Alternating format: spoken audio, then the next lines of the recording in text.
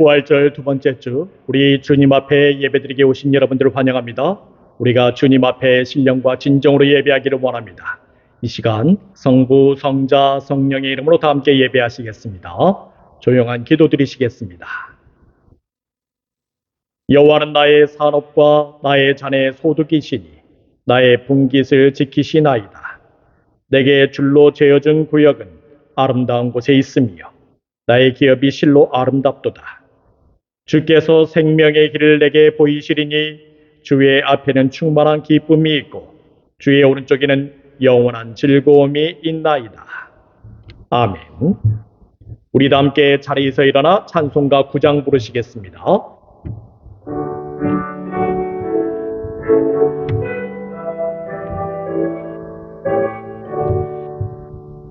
하늘에 가득 찬 영광의 하나님, 온 땅에 충만한 존귀하신 하나님, 생명과 빛으로 지혜와 권능으로 언제나 우리를 지키시는 하나님, 성부와 성자와 성령 삼위의 하나님,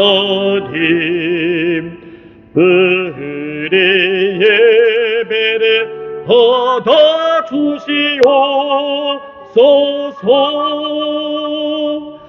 사랑이 넘치는 자비하신 하나님, 은혜가 번성한 구원의 하나님, 참회의 심령에 평안을 주시옵고 죄악과 허물을 용서하여 주소서. 찬송과 영광과 생명 구원의 하나님, 우리 예배를 받아주시옵소서.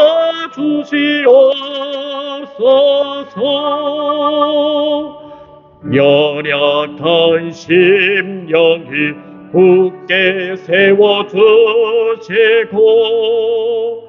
무든한 마음을 지혜롭게 하시고 주의 뜻 받들어 참되게 살아가며 주 말씀 따라서 용감하게 하소서. 권능과 지혜와 사랑 은혜의 하나님, 우리 예배를 받아주시옵소서.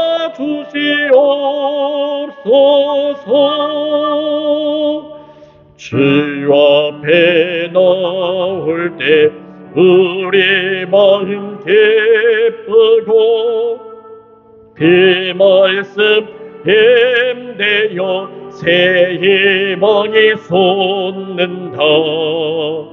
고난도 슬픔도 이기게 하시옵고 영원에 잇대어 살아가게 하소서.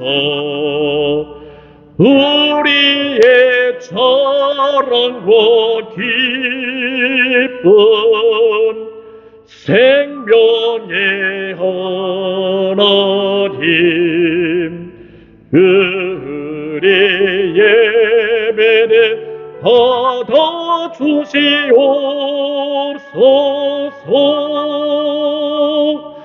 아멘.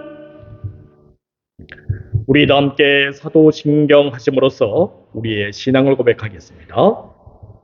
전능하사 천지를 만드신 하나님 아버지를 내가 믿사오며 그 외아들 우리 주 예수 그리스도를 믿사오니 이는 성녀로 잉태하사 동정녀 마리에게 나시고 본디오 빌라도에게 고난을 받으사 십자가에 못 박혀 죽으시고 장사한 지 사흘 만에 죽은 자 가운데서 다시 살아나시며 하늘에 오르사 전능하신 하나님 편한 자 계시다가 저리로서 산자와 죽은 자를 심판하러 오시리라. 성령을 믿사오며 거룩한 공예와 성도가 서로 교통하는 것과 죄를 사하여 주시는 것과 몸이 다시 사는 것과 영원히 사는 것을 믿사옵나이다. 아멘. 우리도 함께 교독을 하시겠습니다. 71번 이사야 55장으로 같이 교독하시겠습니다. 오라 너희 모든 목마른 자들아 물로 나오라. 돈 없는 자도 오라. 너희는 나와서 내게 값어치 와서 오른쪽과 너희가 어찌하여 양식 아닌 것을 위하여 은을 달아주며 그들에게 하지 못한 것을 위하여 죄송하노라. 내게 듣고 들을지어다. 그리하면 너희가 좋은 것을 먹을 것이며 너희 자신들이 기름진 것으로 즐거워하리라. 다 같이 하겠습니다. 너희는 귀를 기울이고 내게로 나와 들으라. 그리하면 너희의 영혼이 살리라. 아멘. 우리 다 함께 찬송가 1장으로 송행하시겠습니다.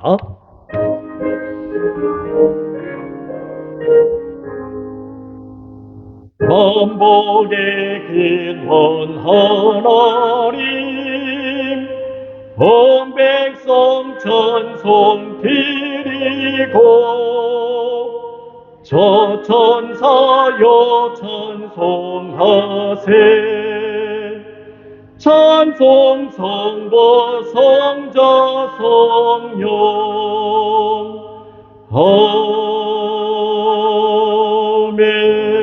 아멘. 자리에 앉아주시기 바랍니다. 우리 다 함께 주님께서 가르쳐 주신 기도 드리시겠습니다. 하늘에 계신 우리 아버지여, 이름이 거룩히 여김을 받으시오며 나라의 임하옵시며 뜻이 하늘에서 이루어진 것 같이 땅에서도 이루어지이다. 오늘날 우리 일용할 양식을 주옵시고 우리가 우리에게 죄진 자를 사하여 준 것 같이 우리 죄를 사하여 주옵시고 우리를 시험에 들게 하지 마옵시고 다만 악에서 구하옵소서. 대개 나라와 권세와 영광이 아버지께 영원히 있사옵나이다. 아멘. 성경 말씀 봉독하겠습니다. 누가복음 5장 9절에서 11절까지의 말씀입니다. 누가복음 5장 9절에서 11절까지의 말씀 제가 받들어 봉독하겠습니다. 이는 자기 및 자기와 함께 있는 모든 사람이 고기 잡힌 것으로 말미암아 놀라고 세베대의 아들로서 시몬의 동업자인 야고보와 요한도 놀랐습니다. 예수께서 시몬에게 이르시되 무서워하지 말라. 이제후로는 내가 사람을 취하리라 하시니 그들이 배들을 육지에 대고 모든 것을 버려두고 예수를 따르니라. 아멘. 오늘 말씀은 두 번째 새로운 시작에는 기쁨이 있습니다. 라는 제목을 가지고 주님의 말씀을 증거하겠습니다. 베드로의 어부 사업은 순식간에 커지게 되었습니다. 옆에 있는 배를 불러서 그의 어부 사업을 도와달라고 말할 정도로 손발이 부족할 정도에 이르게 되었지요. 특히 베드로가 옆에 있는 동무들에게 손짓하였다라고 말하는 헬라어가 있습니다. 카텐디우산이라고 얘기를 하는데 이것은 머리를 끄덕여서 신호를 보냈다라는 뜻을 가지고 있습니다. 이 말인즉슨 베드로가 잡은 물고기가 얼마나 많은지 그물을 놓을 수가 없어서 머리로만 신호를 보냈다는 것입니다. 그렇게 베드로는 옆에 있는 배에 신호를 보내서 드디어 짝을 이루고 물고기를 잡아 올릴 수 있었습니다. 일반적으로 물고기 잡이를 할 때 두 척의 배가 짝을 이루어 그렇게 물고기를 들어 올려야만 했지만 베드로는 예수님께서 깊은 곳에 가서 그물을 내리라는 그 말씀에 대해서 신뢰함 없이 행동하였기 때문에 그저 배 한 척만 움직였던 것입니다. 그러나 그물이 찢어질 정도로 물고기를 많이 잡았으니 베드로는 자신이 무심하게 행동했던 그 일에 대해서 크게 후회를 하면서 옆에 있는 배를 불렀던 것입니다. 물론 베드로가 그 옆에 있는 배 한 척뿐만 아니라 여러 척의 배를 불렀다면 더 많은 물고기를 배에 채울 수 있었을 것입니다. 그러나 이때도 마찬가지로 베드로는 한 척의 배만 불렀다는 것이지요. 그래서 두 척의 배가 가라앉을 정도의 물고기만 거둘 수 있었습니다.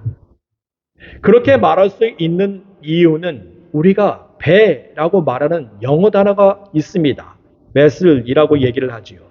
이 vessel이라는 영어 단어는 노를 젓는 배보다 좀 더 큰 배를 의미하기도 하지만 주방에 있는 그릇을 뜻하기도 합니다. 우리가 이 그릇에 대한 이야기는 엘리사와 수넴 여인의 기적 사건을 통해서 볼 수 있습니다. 선지자 제자들 아내 중에 한 여인이 엘리사를 찾아와서 자신의 남편이 죽었다고 알렸습니다. 그리고 그녀는 다른 사람의 빚을 끌어다가 사용하였다가 이제는 그 빚을 갚을 수가 없어서 두 아들이 종으로 팔려나가게 되었다는 것이지요. 그때 엘리사는 이 여인에게 당장 서둘러서 이웃집에 가서 빈 그릇을 빌리라고 말합니다. 조금 빌리지 말고 많이 빌리라는 것입니다.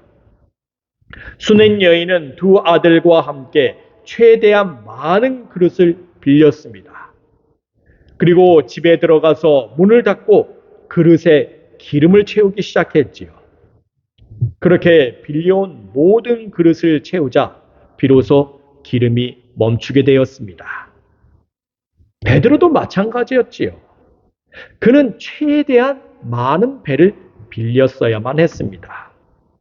그러면 모든 배에 물고기가 가라앉을 정도로 채워지게 되었을 것입니다. 물론 베드로는 이렇게 두 척의 배에 물고기를 가득 채운 것만 가지고도 감지덕지하면서 좋아할 수 있었습니다. 그러나 진정한 순종이란 어떤 것을 뜻하고 있습니까? 이 수넴 여인처럼 더 큰 하나님의 역사를 기다리는 것입니다. 그녀는 분에 넘는 순종을 하게 되니 자신의 빚을 해결할 뿐만 아니라 이제 그녀는 두 아들과 같이 생활할 수 있을 정도로 풍족한 것을 얻게 되었습니다. 이것이 바로 순종 그 이상의 순종을 드러내는 하나님의 역사입니다. 그런데 여기에서 베드로는 우리가 생각했던 것보다도 의외의 행동을 하게 됩니다. 그는 예수님에게 제발 자신을 떠나달라고 요청하고 있지요. 심지어 자신은 죄인이기 때문에 자신을 떠나달라고 그렇게 간절히 부탁하는 것입니다. 베드로가 어느 정도 간절히 부탁했냐 하면은 그가 예수님의 무릎 아래에 엎드렸다라고 말할 정도로 그렇게 간절히 부탁했습니다. 그렇다면 왜 베드로가 이렇게 의외의 행동을 하고 있는 것일까요? 그 이유는 베드로가 받은 감동 때문에 그렇습니다. 베드로는 자신과 같이 물고기를 잡아 올린 뱃사람들 그 누구보다도 더 큰 감동이 있었습니다. 베드로에게 있어서 이 감동은 누구와도 비교할 수 없는 큰 감동이었지요.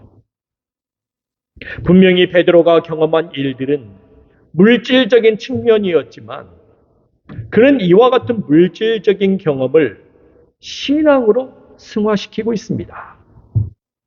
베드로가 이렇게 모든 일을 신앙으로 볼 수 있는 힘은 바로 그곳에 있는 사람들 중에 그 누구보다도 감동을 받았기 때문에 그렇습니다.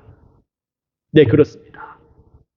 우리가 모든 일에 있어서 신앙, 즉 하나님께서 역사하신 일로 볼 수 있는 힘은 바로 우리가 감동을 받는 것입니다.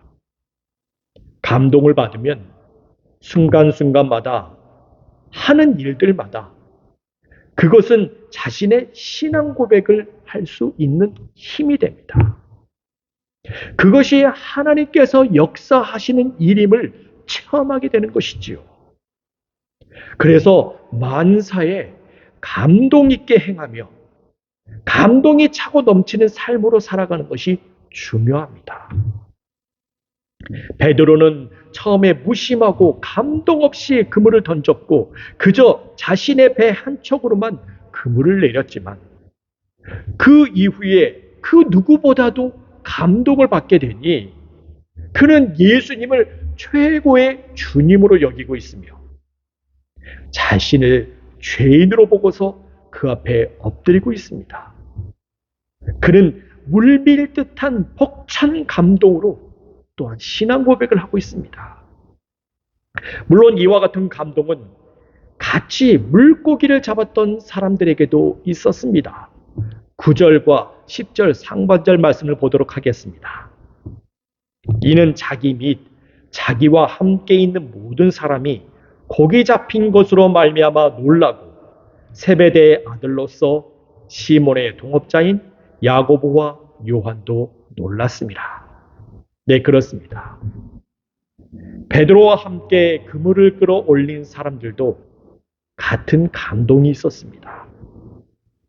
그와 같은 감동을 본문에서는 놀랐다라고 표현을 하고 있습니다. 헬라어로는 남보스라고 얘기를 하지요. 이 의미는 동일한 것은 아니지만 일부를 공유한 놀람이라고 말할 수 있습니다. 말하자면 베드로와 같이 있던 사람들과 야고보, 요한이 놀란 것은 그들이 독자적으로 놀란 것이 아닙니다. 내지는 스스로 놀란 것이 아닙니다. 베드로가 받은 감동, 그 감동의 일부를 공유한 것이라고 말할 수 있습니다. 즉, 베드로가 감동받은 그것, 예수님을 통해서 감동받은 그것이 다른 사람에게도 전달된 것입니다. 그래서 그들이 베드로의 감동에 따라서 그들 자신 또한 감동의 은혜를 받은 것이지요. 여러분들, 우리도 그런 말이 있지 않습니까? 기쁨은 나누면 배가 되고 슬픔은 나누면 절반이 된다는 말이 있습니다. 베드로와 같이 물고기를 잡은 사람들도 그와 마찬가지였습니다. 베드로가 받은 감동을 같이 공유하게 되어서 이렇게 받은 감동이 배가 된 것입니다. 그런데 여기 성경 본문에서 볼 수 있는 특이한 사실이 하나 있다면 베드로와 같이 물고기 잡이를 하는 안드레의 이름이 빠져 있었다는 것입니다. 안드레라는 사람은 어떤 누구입니까? 베드로의 형제입니다. 베드로와 늘 함께 고기잡이를 하는 뗄 수 없는 사람이라고 말할 수 있습니다. 그들은 늘 한 배에서 짝을 이루어 고기잡이를 했던 사람들입니다. 그래서 이렇게 많은 고기를 잡고 베드로와 더불어서 충분히 감동을 나눌 수 있는 사람이지만 성경 본문에서는 안드레의 이름이 거론되지 않았다는 것입니다. 오히려 본문에서는 야고보와 요한의 이름은 언급되어 있습니다. 하지만 베드로의 형제 안드레에 대해서는 그저 자기와 함께 있는 모든 사람이라고만 표현되어 있지요. 그렇다면 왜 안드레가 성경에서는 거론되고 있지 않는 것일까요? 그 이유는 안드레를 드러내지 아니하므로 베드로가 받은 그 감동을 손색시키지 아니하기 위함입니다. 만일 이 부분에서 안드레를 굳이 등장시킨다면 분명히 베드로가 받은 그 감동은 퇴색되었을 것입니다. 더불어서 안드레를 배제함으로써 베드로 배에 같이 있던 사람들, 즉 야고보와 요한이 받은 감동을 잘 드러내주고 있습니다. 그리고 분명히 그들이 베드로를 통해서 감동받았다는 사실을 분명히 알려주고 있죠. 물론 우리는 이렇게 안드레가 드러나지 않는 것이 정말 그렇게 영향을 미치고 있는 일인지 좀 더 살펴볼 수 있어야 합니다. 그래서 우리는 그 사실을 분명히 확인해 보기 위해서 야고보와 요한에 대해서 성경에서는 동업자라는 표현을 사용하고 있지요. 헬라어로는 코이노노이라고 얘기를 합니다. 이 말의 뜻은 대표적인 한 사람과 연결되어 그 사람과만 동업을 하고 그 사람과만 계약을 맺고 있다는 것을 뜻하고 있습니다. 이 말인즉슨 야고보와 요한은 안드레가 아닌 베드로하고만 동업하고 있음을 뜻하고 있는 것이지요. 그러한 의미에서 야고보와 요한은 베드로만을 통해서 감동의 일부를 공유한 것입니다. 동업자라는 의미가 안드레가 들어가서는 안 되고 안드레가 결부되어서는 안 되는 것입니다. 물론 그렇다고 해서 이렇게까지 안드레를 빼야 되나 싶지만 이렇게 베드로와 연결되어야만이 야고보와 요한은 자연스럽게 그의 시선을 다른 곳으로 옮길 수 있습니다. 야고보와 요한, 베드로는 물고기를 잡는 동업자이지요. 그래서 야고보와 요한이 베드로를 향해서 시선을 향해 있었지만 그 뒤로는 이 시선이 물고기로 향하게 되어 있습니다. 네, 그렇습니다. 말씀의 본문에서는 베드로를 통해 감동받은 야고보와 요한의 시선이 잡힌 물고기를 보고서 놀랐다라고 말하고 있습니다. 그들이 오직 베드로에게만 시선이 머물러 있지 않게 되었고 그들은 어부라는 동업자이기 때문에 자연스럽게 잡힌 물고기에 시선이 쏠리게 되어 있는 것입니다. 그리고 야고보와 요한의 시선이 잡힌 물고기에서 이제 어디로 향하게 될 것입니까? 그 다음은 당연히 예수님으로 시선을 향하게 되어 있지요.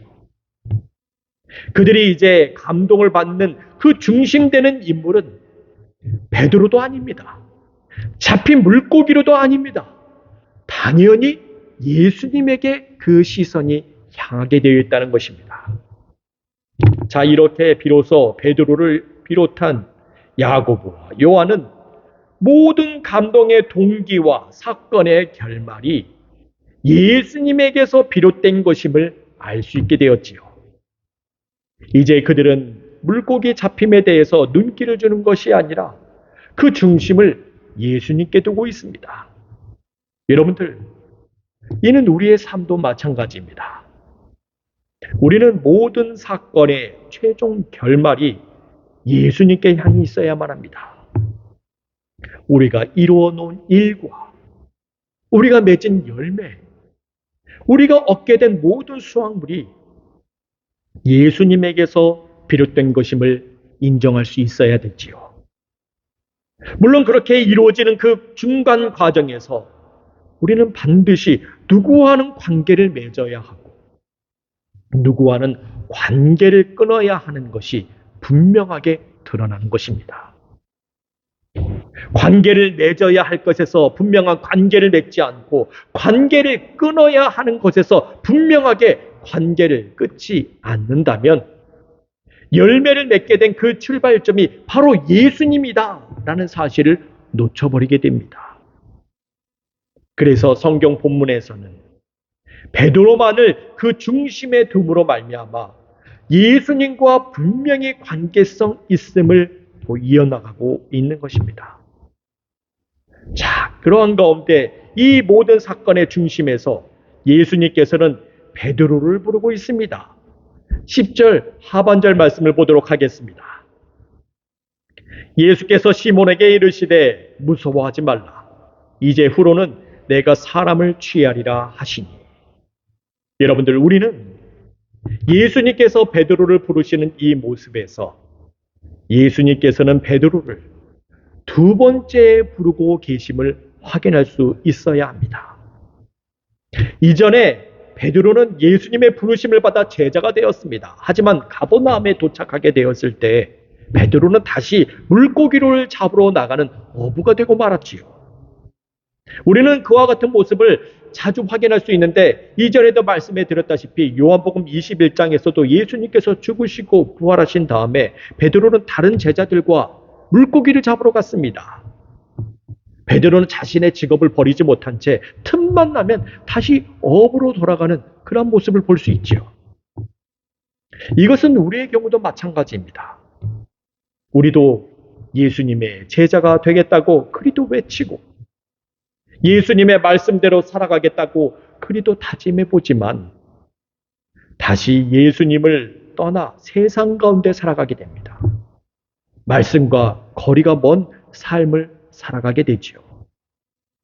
베드로처럼 자신의 옛 습관, 구습을 버리지 못합니다. 과거의 삶으로 돌아가게 됩니다. 물론 이것이 비단 우리의 일뿐이겠습니까? 이스라엘 민족들도 마찬가지였지요.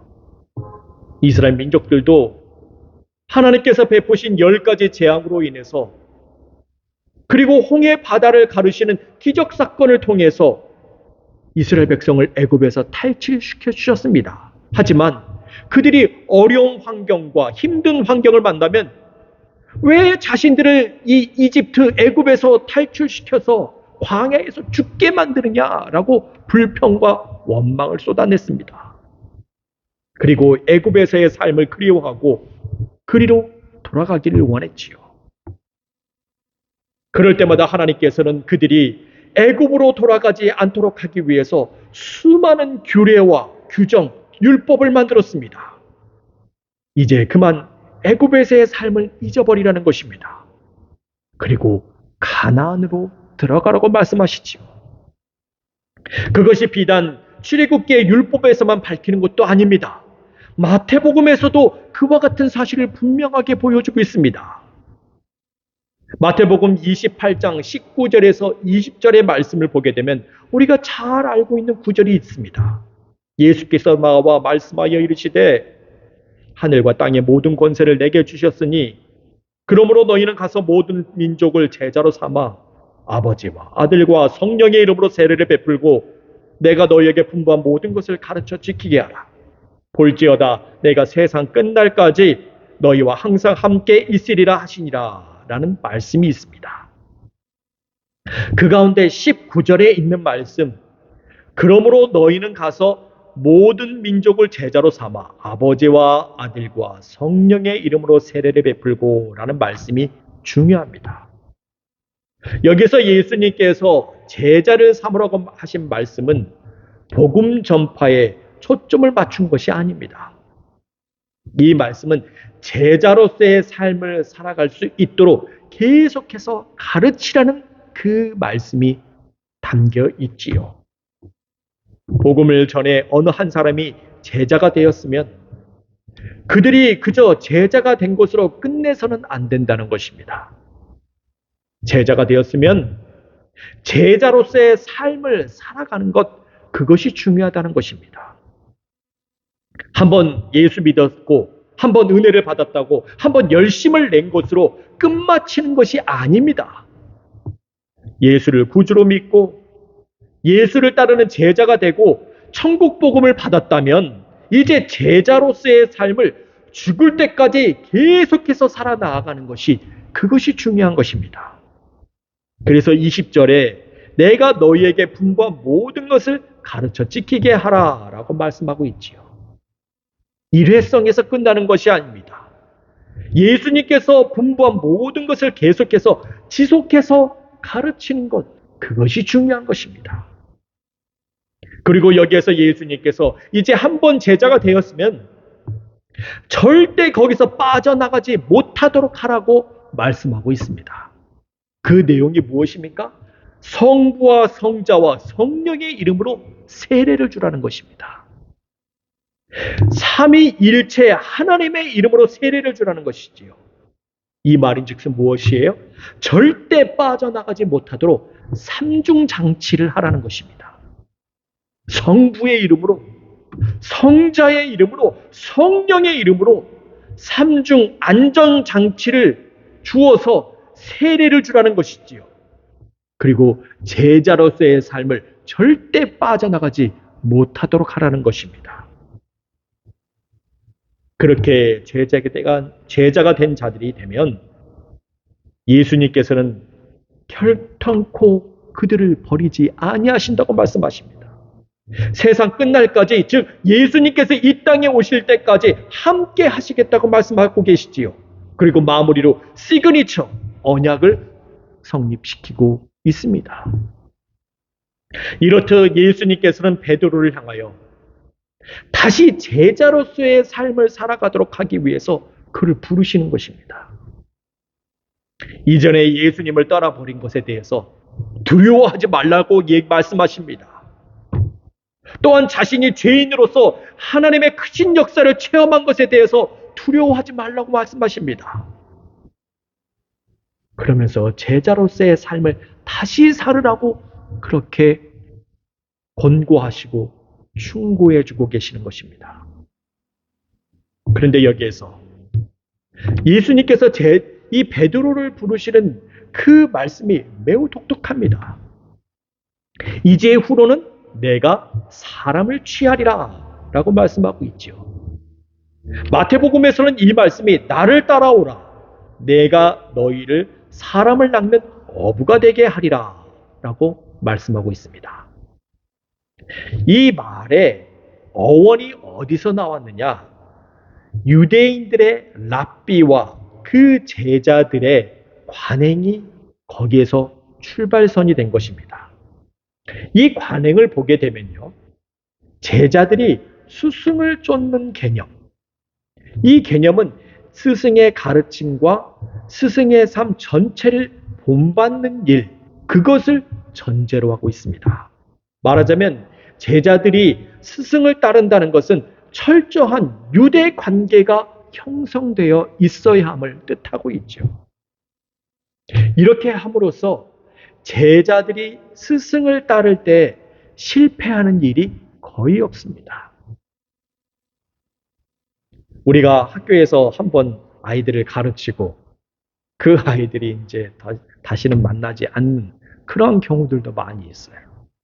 하지만 그 스승과 제자들의 관계가 이루어지기 위해서는 항상 거기에는 유대적인 관계성이 형성돼야만 그것이 끝까지 이루어지게 되는 것입니다.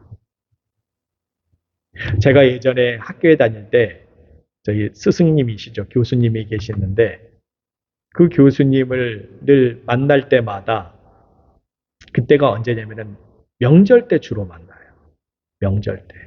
뭐 추석이라든지 내지는 설날 그리고 뭐 스승의 날 그렇게 만납니다. 찾아가 뵙는 거죠. 교수님을. 그 교수님께서 항상 저를 갖다가 맞이해 주세요. 맞이해 주면서 음식을 내놓습니다. 그게 무엇이냐? 스파게티를 만들어 주세요. 스파게티를 만드는데 이 스파게티 면을 삶고 거기에 케찹을 뿌립니다. 케찹을 뿌려서 이것이 스파게티다 라고 하면서 저한테 늘 주세요. 그리고 고기를 이렇게 늘 이렇게 구워서 주십니다. 고기를 먹는데도 간장에 찍어 먹어요. 참 독특한 풍습이죠. 그런데 이 교수님하고 늘 그러한 그 유대 관계를 갖다 그렇게 형성하고, 그 다음에 이 교수님이 식사가 다 끝나게 되면은 저한테 페이퍼 한 장을 딱 줍니다. 이 페이퍼를 가지고 둘이서 세미나를 열어요. 같이 막 읽어가면서 여기에 대해서 토론도 하고 그러면서 그렇게 명절에 한번 교수님 댁을 찾아가면 5시간 이상을 그렇게 같이 둘이서 세미나를 엽니다. 그리고 집에 도착하잖아요. 또 전화를 하세요. 교수님. 2시간을 또 통화를 합니다. 거기에 대해서. 그럼 저는 잊을 수가 없어요. 그 교수님에 대해서 잊을 수가 없습니다.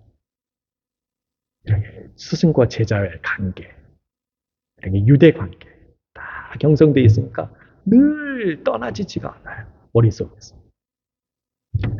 지금 이런 관계를 예수님과도 맺으라는 것이에요.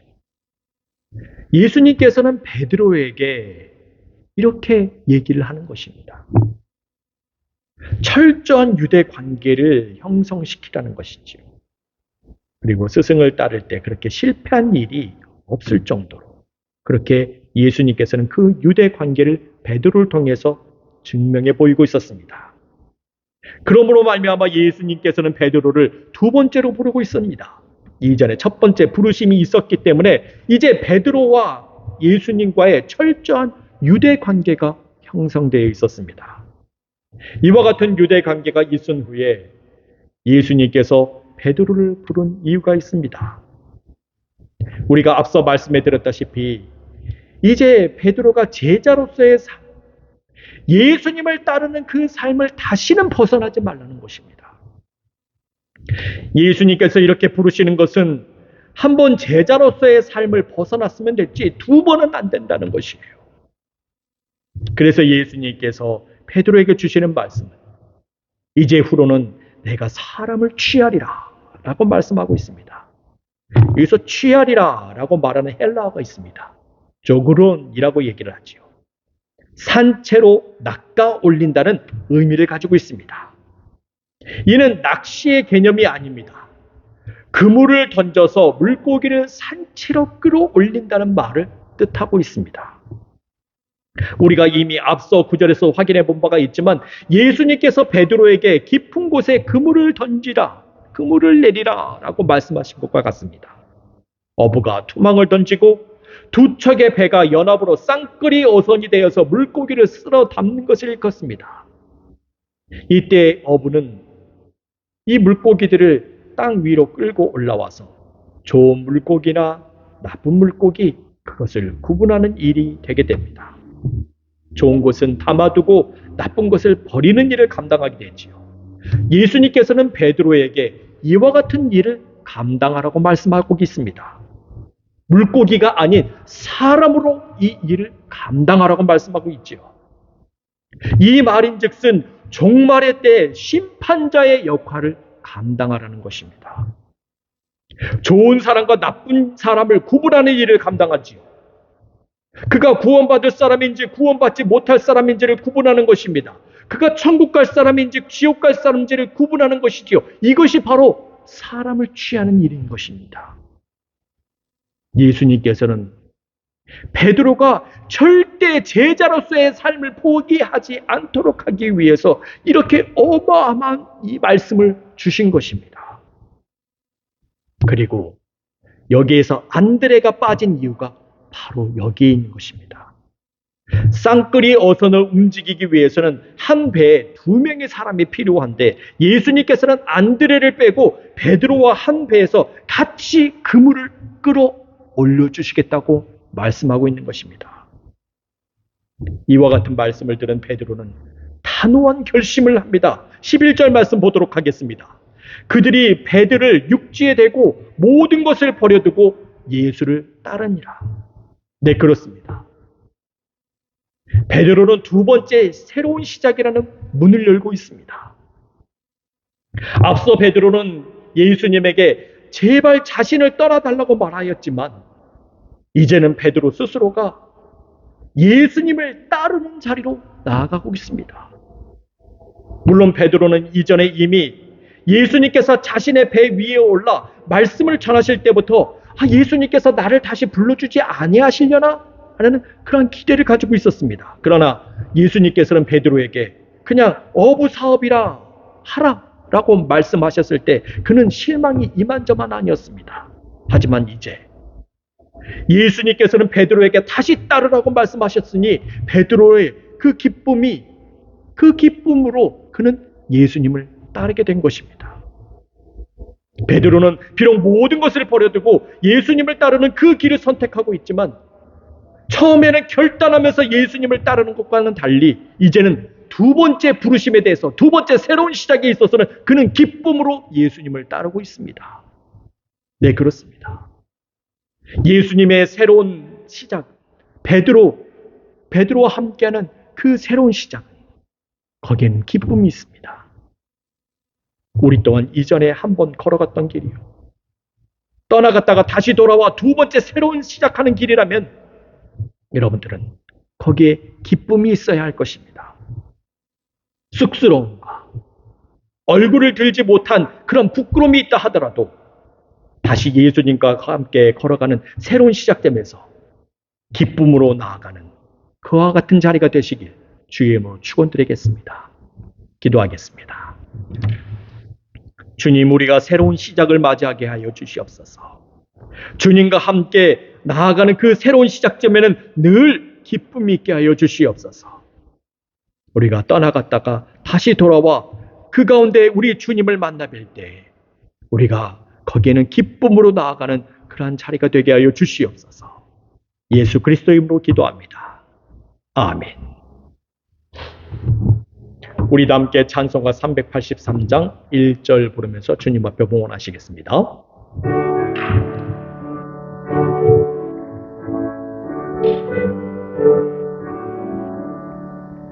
눈을 들어 산을 보리 도움 어디서 오나 천지 지은 주 하나님 나를 도와주시네.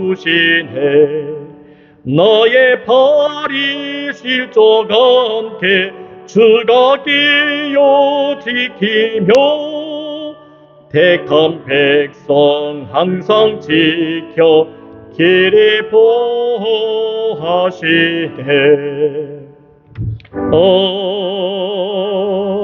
아멘. 우리 다 함께 바쳐진 헌물을 위해 기도하겠습니다.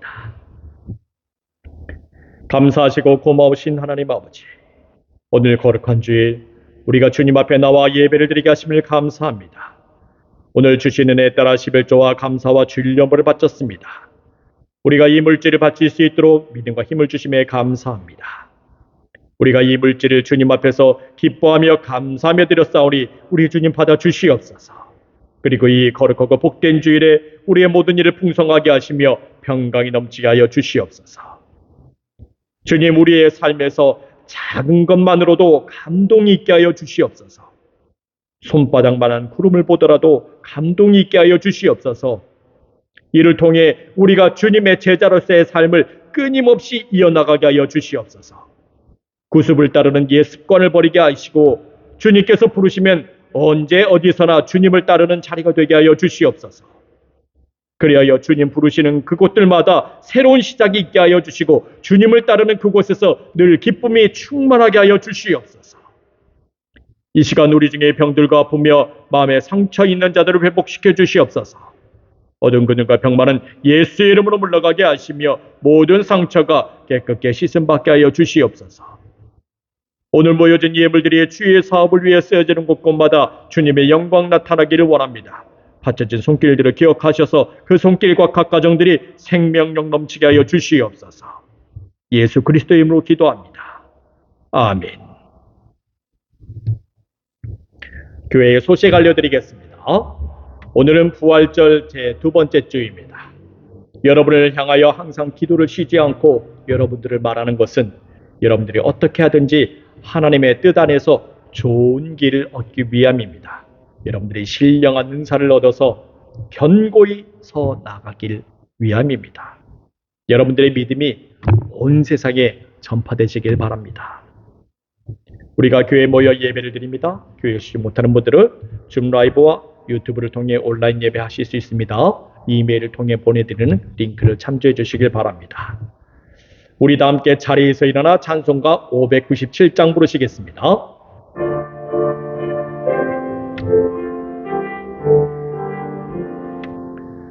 이전에 주님을 내가 몰라 영광의 주님을 비방했다. 지극한 그 은혜 내게 넘쳐 날 불러주시니 고마워하라.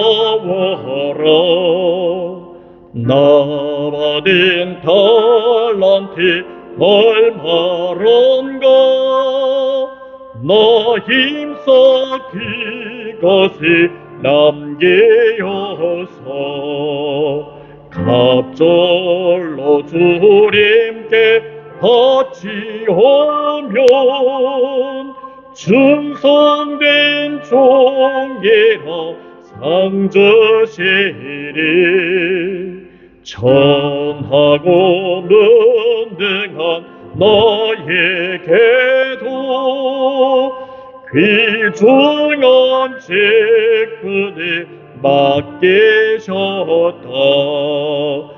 귀인의 고맙고 고마워라. 이 생명 바쳐서 증성하리. 나 하는 일들이 하도 적어 긴 열매 눈앞에 안 배워도 주님께 죽도록 증성하면 생명의 멸류관 얻으리라. 우리 함께 기도하겠습니다. 지금은 길이요 진리요 생명 되시며 부활 되신 우리 구주 예수 그리스도의 은혜와 하나님 아버지의 만극하신 사랑과 성령의 감화하시고 내주하시고 충만하게 교통하심이 주님을 따르는 새로운 시작점마다 기쁨이 넘치기를 원하는 사랑하는 성도들 머리머리 위에 이들의 가정과 일하는 곳들과 공부하는 곳 그 모든 처소들 위에 두고 고국과 이 미국 땅 위에 지금으로부터 영원토록 함께 하시길 간절히 축원하옵나이다. 아멘.